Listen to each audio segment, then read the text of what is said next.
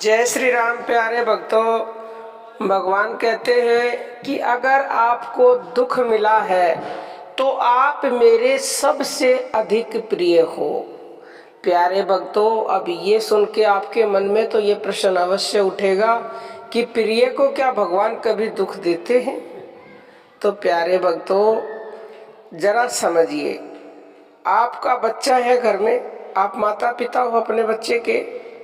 जब आपका बच्चा कोई गलत काम करता है, यानी कोई गलत संगत में जाता है या कोई गलत जिद करता है, तो आप उसको पहले प्यार से बनाते हो, नहीं मानता तो फिर उसको मारते हो, फिर भी नहीं मानता तो उसको तो कमरे में भी बंद कर दिया जाता है, डंडों से भी मारा जाता है, उसको बेदखल भी कर दिया जाता है। क्यों? इसीलिए करते हो आप क्योंकि वो आपका सबसे अधिक प्रिय है और वो गलत संगत में ना पड़े, वो बिगड़े ना, इसीलिए आपने उसको पनिशमेंट दी। अन्यथा आप थोड़ी चाहते हो कि आप उसको पनिशमेंट दो। आपका सबसे प्रिय है फिर भी आप उसको पनिशमेंट दे रहे हो ताकि वो आपको भूले ना, आपके साथ रहे और गलत संगत में ना पड़े। तो जब आप अपने बच्चों को दुख देने के बाद भी सबसे प्रिय हो अपने बच्चों के, अगर भगवान हमें दुख देते हैं तो हम भी तो भगवान के प्रिय है ना, क्योंकि वो चाहते हैं कि अगर हम मान लो ऐसो आराम में मस्त हो गए और हमने भगवान को भुला दिया तो फिर समझ लो हम भगवान के प्रिय नहीं है। क्यों?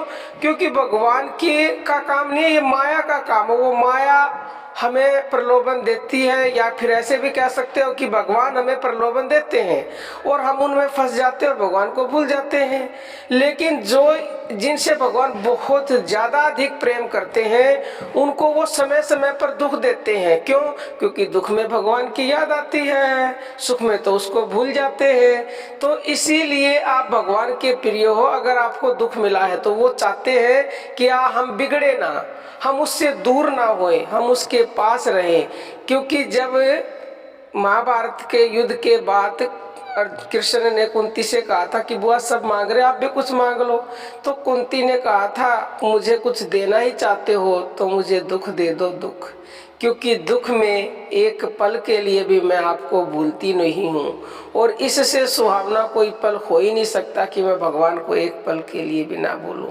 और संतों ने कहा सुख के माते सिल पड़ी जो नाम हृदय से जाए, बलिहारी में दुख की जो पल पल याद दिलाए। यानी सुख आ गया माथे पे हमारे पत्थर पड़ गया, भगवान को भूल जाते हैं, लेकिन जैसे ही दुख आता है तो सब रो के चिल्लाते हे भगवान मुझे बचा ले, हे भगवान तू ही एकमात्र सहारा है। तो प्यारे भक्तों, फिर उस दुख से डरो मत, घबराओ मत।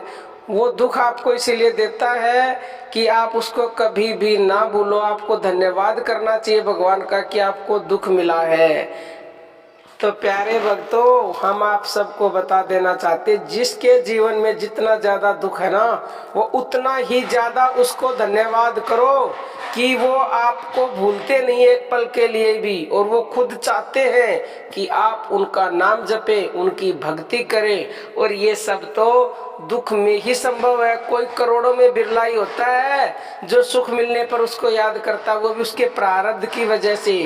अब आपने अपना प्रारब्ध बनाना है तो दुख में भी भगवान को धन्यवाद करो कि उसने तुम्हें दुख दिया है। ये उसकी परम कृपा है, क्योंकि वो सब जानता है मेरे बच्चों के लिए क्या सही है क्या गलत है।